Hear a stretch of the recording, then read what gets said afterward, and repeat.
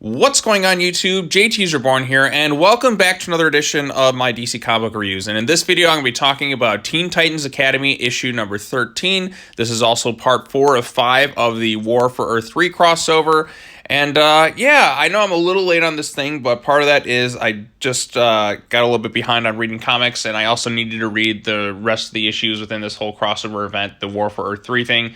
And now that I've read that, I can finally get my thoughts on this thing. So we got this issue, then we got a new issue coming out next week at the time I'm recording this thing. So I'm like, okay, or on Tuesday at this point. So like, okay, I'll get myself caught up on Teen Titans Academy, talk about this thing, and then when the new issue drops, I'll be ready to talk about that. So yeah, that was kind of the plan with this thing. So yeah, so I guess before I go ahead and talk about this thing, kind of give a brief, I guess, recap of what's going on with the storyline. So this is part 4. So you had the War for Earth 3 issue number 1. Then you had the Suicide Squad, I believe, issue number 13. Then you had the Flash number 780, which was part 3. Then you have Teen Titans Academy, which issue number 13, which is part 4. And then part 5 is War for Earth 3, number 2. Now, the Flash and Teen Titans Academy issues, like, they don't really spend any time on, like, Earth 3 or anything like that. It just feels like a lot of those issues could have just been, like, maybe a few additional panels in the whole War for Earth 3 issues. You didn't really need these things to take place in the specific event. But for whatever reason, like, okay, let's throw this thing in there because, you know, this overcrowded book with too many ongoing storylines really needed a crossover at this point before you could kind of wrap things up. But yeah, like I said, it's just like the same old stuff with Teen Titans Academy. I'm just like kind of waiting for it to end. Also, I'll mention one thing in a second, but basically they're at their new location. This is after the whole fallout of the tower getting destroyed. Cyborg and Beast Boy are critically injured. Raven, who, mind you, has like healing powers and like has in some instances helped bring people back from the dead, apparently can't heal like these severe injuries or whatever. So then Cybra, yes, that's right, a character known as Cybra, apparently from Earth 12, because I guess they're recruiting students for other universes now to join Teen Titans Academy because, you know, you just need more characters in there. And like Gorilla Greg agreed to kind of work on the two characters, which, you know, in that instance in Future State, Cyborg and Beast Boy fused together into like Cy-Beast, which is a really stupid idea, mind you, because Cyborg and Beast Boy are two beloved characters, or I'm sorry, the Changeling, whatever you want to call them. They're two very beloved and iconic characters, and merging them together into one sort of like fusion, it just does a disservice to both of them. So I'm not sure why they're going to do it, but it's inevitably going to happen.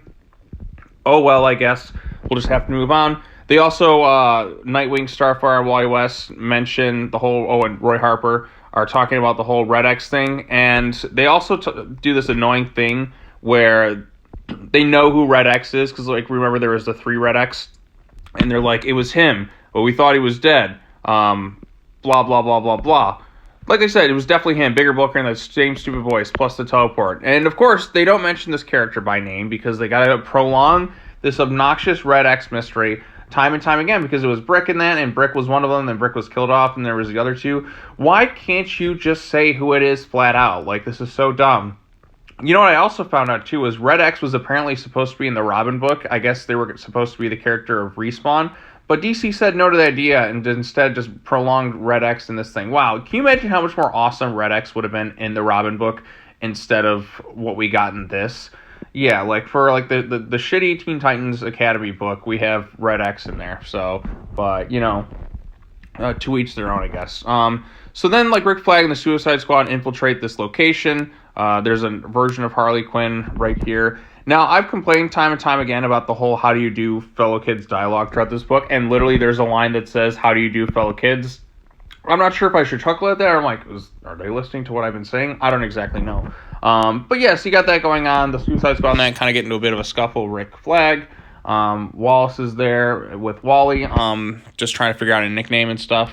There's also some supposed tension between Wallace and Emiko, in which case I'm like, good, break them up, have her go off and appear in the stuff with Williamson writing right now because she's like the only Green Arrow family member like not really involved in the stuff that Williamson's doing.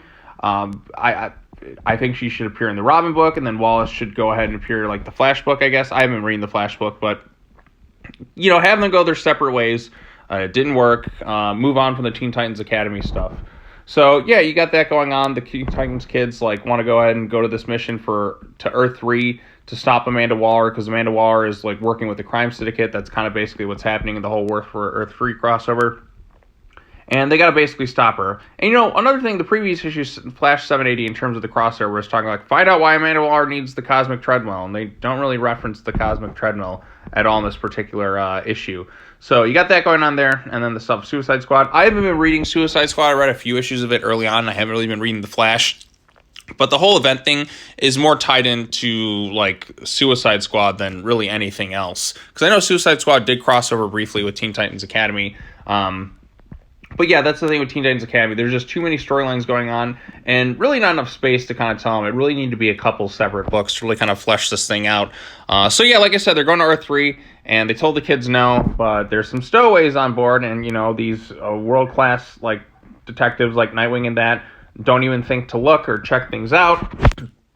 But yeah, they got some stowaways. Like, I can understand if it's just one, but the fact that all of them could sneak aboard on there with these, like, supposedly, like, masterclass trained heroes, and, like, they're only a few steps behind them, but can't seem to hear them. Yeah, it's just dumb. And ultimately, what happens in the next issue is the Titans that go there to Earth 3, Waller and them are able to trap Ultraman.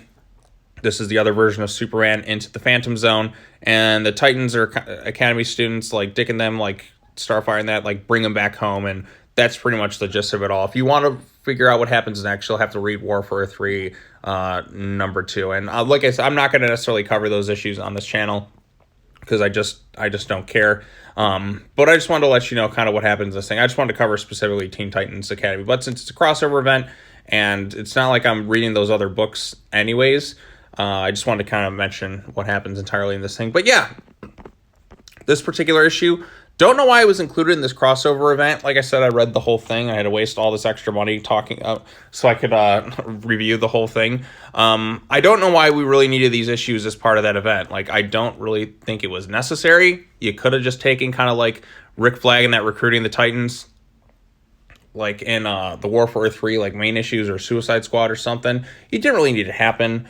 Same with the Flash issue. Like, yeah, like they're trying to like build on some events that happen in their own ongoing storylines, but didn't really need to be considered part of a crossover. Like, you could just kind of slap that, like take that title off or something. I don't know. It just didn't really feel all that 100% necessary.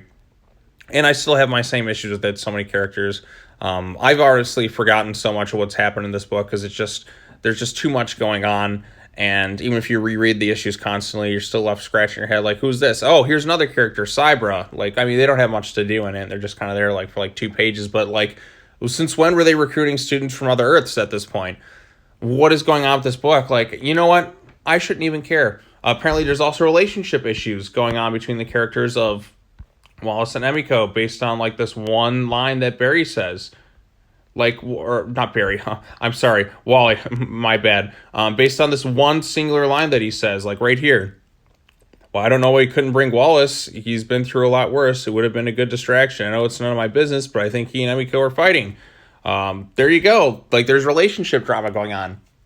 Why isn't this mentioned in the book? Why isn't this done? You know what I mean? Like I said, there's so many ongoing moving parts to this thing that it just really doesn't work as is. There's just too much within the confines of the Teen Titans Academy storyline. So, and like I said, I had high hopes for this book. Like, the potential was there. It's a good idea to kind of have like this Titans Academy thing. At least that's what I thought initially. But the execution is just not worked. Like, you have too many things going on, too many moving pieces, and not enough gets fleshed out, and that's where you end up getting. So, yeah, Teen Titans Academy, number 13. You can skip it, if I'm being honest. There's only like 2 issues left of Teen Titans Academy. Like, I'll talk about issue 14, and then we can finally finish the series up by May, which should be fun and exciting. I know everyone's thrilled about that. And then after that, who knows what they're going to do with the Teen Titans. You need a good writer going forward with an interesting pitch, or just like have a smaller focused roster. Get rid of the Teen Titans Academy characters. Don't focus on them. Maybe just make a Titans book with some of the older Titans characters like Starfire and that, or just a smaller focused, just a much smaller focused book would be so much better than trying to fit in so much with a storyline that just doesn't have enough like space to tell it. And like I said, you got the thing with the Shazam and Raven and all that. Like, there's just too much going on, and the execution just wasn't there, unfortunately. So, yep. All right, well, I think I've rambled on enough about Teen Titans Academy number 13. And with that said, I'm all caught up with my comic book reviews for the week. And then, yeah, so you can look forward to more stuff coming out next week. But the fact that I feel all caught up, which is good. We got some Shadow War stuff coming up. We got the new issue of Teen Titans Academy, I think Detective Comics, and all that other fun stuff. But it feels good to be caught up. So, yeah. All right, well, if you read it, tell me your thoughts on the issue in the comment section below, or what do you think of this whole event crossover of War for 3? Like I said, I was just not fully 100% into it, but a lot of that has to do with the fact that I'm not invested in reading the Suicide Squad book ongoing right now, or The Flash right now, although a lot of people have told me I should read The Flash, so maybe at some point I will. Like I said, there's so many, like, books at DC, it's just, like, it's tough to keep up with everything, so, yeah. All right, well, that's all I got to say. As always, go ahead and subscribe to the channel if you haven't already. Like this video, share with your friends, all that other fun stuff. And yeah, I think that's all I got to say. Yeah, take care now. Bye-bye then, and I'll see you all in the next video. Peace.